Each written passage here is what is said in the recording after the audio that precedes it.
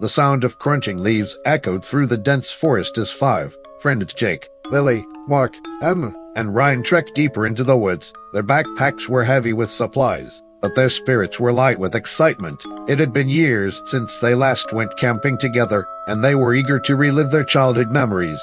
"Are you sure this is the right spot, Jake?" Lily asked, adjusting the straps of her bag. Jake, the most adventurous of the group, grinned. "Of course, this place is perfect, far from the city. No noise, just pure nature." The sun was beginning to set as they arrived at a small clearing. The towering trees surrounded them like silent guardians, their branches swaying gently in the evening breeze. The group quickly set up their tents, lit a fire, and gathered around for dinner. As the flames flickered, casting shadows on their faces, Mark pulled out his phone. "Did you guys hear the stories about this forest? Some say it's haunted." Emma rolled her eyes. "Every forest has ghost stories. It's probably just to keep people from littering."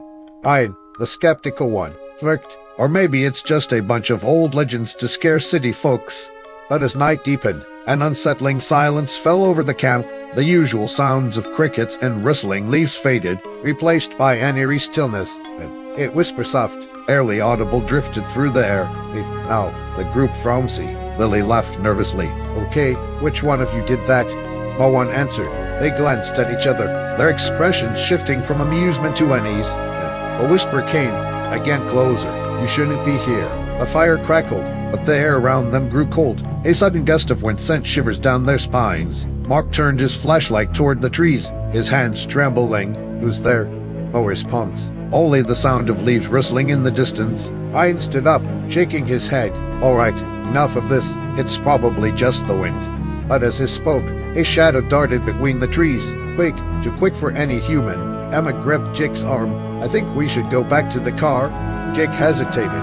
He didn't want to ruin the trip, but something felt wrong. "Let's just stay close to the fire. Maybe it's an animal." And the whisper turned into a low, chilling laugh. It echoed from all directions, making it impossible to tell where it came from. Panic set in. The group held together, their eyes scanning the darkness. The trees seemed taller now, their branches stretching like twisted fingers. Suddenly, the fire flickered and died. Complete darkness. Lily gasped. No. Mark fumbled for his flashlight, but it refused to turn on. My batteries were full. Then came the footsteps. Slow, deliberate, crunching leaves. Emma's breath ached. Run. They bolted, their hearts pounding in their chests. The whispers followed, growing louder, merging into agonized screams. The forest twisted around them, the path back to their car nowhere in sight. Jake clutched his compass, but the needle spun wildly. This doesn't make sense. Lily tripped, and Ryan yanked her up. "We have to keep moving." But the whispers turned into words, clear, menacing. "You belong to the forest now."